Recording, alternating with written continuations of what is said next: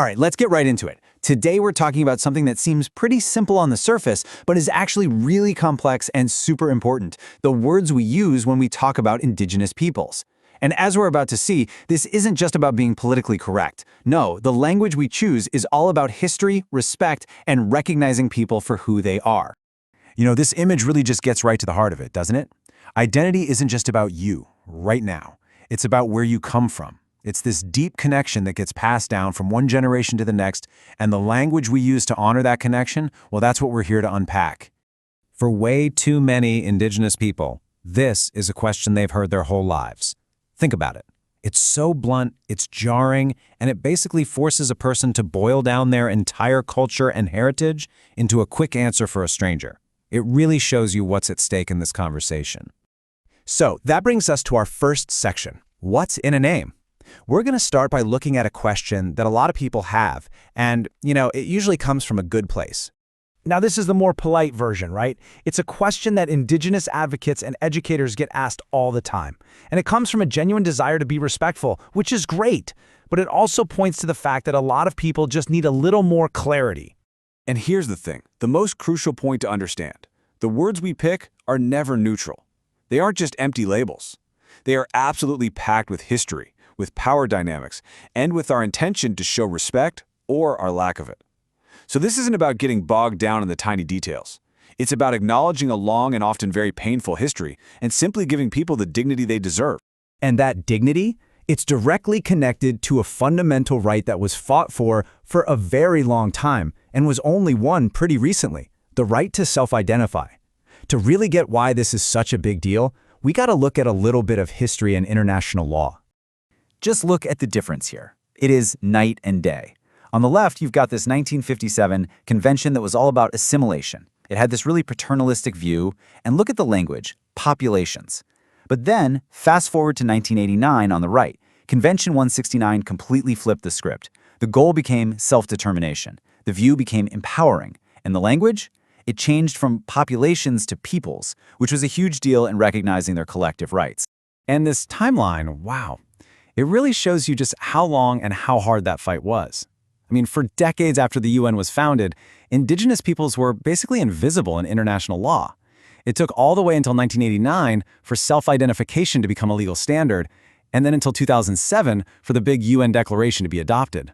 We're talking about very, very recent history here. Okay, so that brings us to a more global perspective, because while that right to self-identify is now universal, the actual terms that people use for themselves, well, they're incredibly diverse, reflecting all these unique cultures and histories from all over the planet. And just to give you an idea of the scale we're talking about, look at this number. The UN estimates there are over 476 million indigenous people in more than 90 countries. So this isn't some small, niche group we're talking about. This is a huge and absolutely vital part of our global community. Now, at the global international level, the preferred term is indigenous peoples. And I want you to pay close attention to that little S on the end of peoples, because it is so important. It's completely intentional. It's there to signal that we are not talking about one single monolithic group. We're talking about hundreds and hundreds of distinct peoples, each with their own unique culture, their own language, their own identity. All right, let's zoom in a bit and look at some regional examples. Up in Canada, you have 3 constitutionally recognized groups: First Nations, Inuit, and Métis. And while they each have their own very distinct identity, the common umbrella term that's used to respectfully refer to all 3 is Indigenous.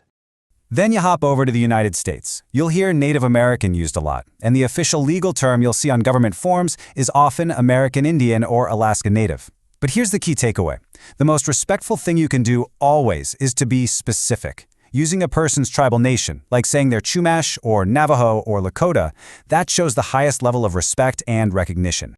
And this is a really powerful example of how language isn't static, it evolves. In Australia, the term Aboriginal, which, was once a term imposed by colonizers, has been reclaimed by so many people. It's now used with pride as a symbol of survival and political strength. The most accurate way to refer to the indigenous peoples of Australia is to recognize the 2 distinct groups, Aboriginal and Torres Strait Islander people. And look, we could go on and on, from the Quechua in Latin America to the San in Southern Africa to the Ainu in Japan.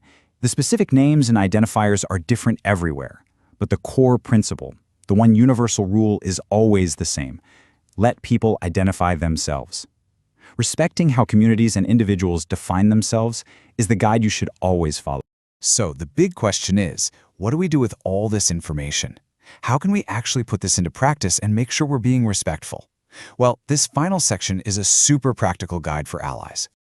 Honestly, it really just boils down to these 3 simple steps, super easy to remember. Number 1, and this is the most important, listen first. Just pay attention to how people talk about themselves and their community. 2, whenever you possibly can, use a person's specific nation.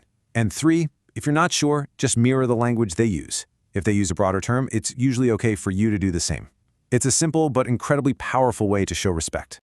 Okay, and here's a really important note on what's called in-group language. Some words and terms are really just meant for community members to use with each other. It's not about being exclusive, it's that these words often carry deep historical and cultural meaning that can cause real harm if they're used by an outsider, even with good intentions.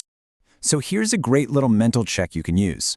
Before you use a term that maybe you heard an Indigenous friend use, just pause for a second and ask yourself this question. How would a stranger from that same community feel if they heard me, an outsider, use that word? That simple gut check can help you avoid causing harm and really solidify your role as a thoughtful, respectful ally. And that brings us right back to where we started, to this central idea. Choosing our words carefully isn't about being picky or pedantic just for the sake of it. It's about recognition. It's about dignity. It's about acknowledging a person's history, their community's incredible story of survival, and their fundamental human right to be seen and respected for who they are. Because at the end of the day, getting the language right, well, that's just the first step, but it's a crucial one. It's how we build bridges of understanding, it's how strangers can become allies, and maybe, with time and continued respect, how allies can become a welcome part of a community. Thanks so much for joining me for this explainer.